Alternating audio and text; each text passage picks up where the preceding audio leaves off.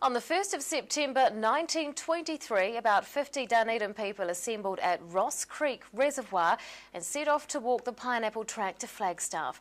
The event was the first for the newly organised Otago Tramping and Mountaineering Club. The club celebrated its 90th anniversary on the weekend, and spokesman Antony Hamel is here to tell us all about it. Good evening. Good evening. Tell us a bit about the club and its wider role. Well, a lot of the people who join the club end up as lifelong friends. Quite a lot of them form relationships, and a lot of them people get married as well. So there's a whole series of then that gives way to people having children. So there's actually second and third generation, and even fourth generation trampers who've met through the tramping club. So it's become quite a dating family agency, by the sounds of Yes, things. they talk about Otago Tramping, Mountaineering and Matrimonial Club, but yes, it is.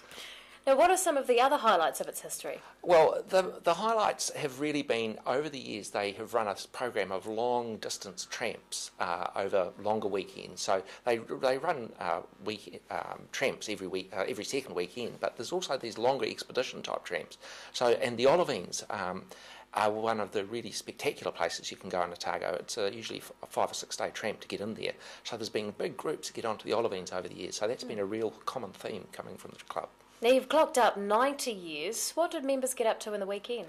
Well, there was a series of events. The main thing the members wanted to talk to each other. So we just got them together and had some functions. We had a dinner and a initial function where we got a whole lot of the photographs. We got lots and lots of members' photographs out of them.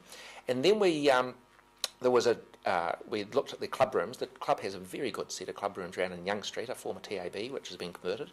And then we went for a walk up to Ben Rudd's hut, which is a property on Flagstaff, which the club owns.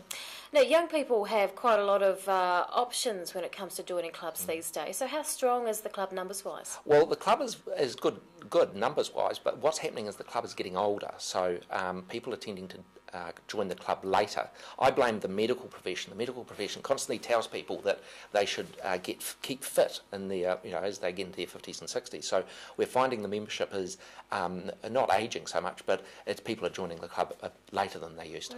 What is it, apart from age, that you think draws people to the club's activities? Well, I think a lot of it is that to find people to go tramping with, it can be quite hard. So last night we saw on, they were talking about Sir Ed Hillary doing a lot of solo climbing, and because he had troubles finding people to go tramping with. But if you want to go tramping, you need to find people with similar abilities and similar. So if you join a club, you get to meet people, and a lot of people have joined the club, and as I say, it's developed really good friends who then they go tramping privately with later on or through their entire lives.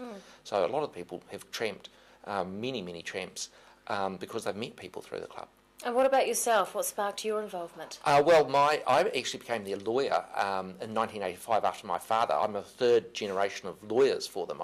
It's quite unusual. But the other thing is I came back from Europe and absolutely saw that New Zealand had this fantastic place to go tramping. So the club was a wonderful place in the early 1985, 1986. I tramped for 3 or 4 years with them. So it was a wonderful place, and I met a whole lot of people which I've continued being friends with and going tramping with. I haven't been so actively tramping. I still tramp 2 or 3 times a year with the club, but those friendships have endured. So it's been a really great place. What do you see for the club's future? Well, I think they'll continue performing that role of, if you're interested in tramping and you don't know many people who necessarily want to go tramping, it's so much safer to go tramping. They run a very good bushcraft course, so they get a lot of people through their bushcraft course teaching basic tramping skills, and then they go on to become members and tramp with the club. So it's a really good place to learn about tramping, because it can be a bit dangerous even with modern technology. You've got to be careful and you've got to be experienced. Otago Tramping and Mountaineering Club spokesman Antony Hamel, thanks very much for your time. Thank you.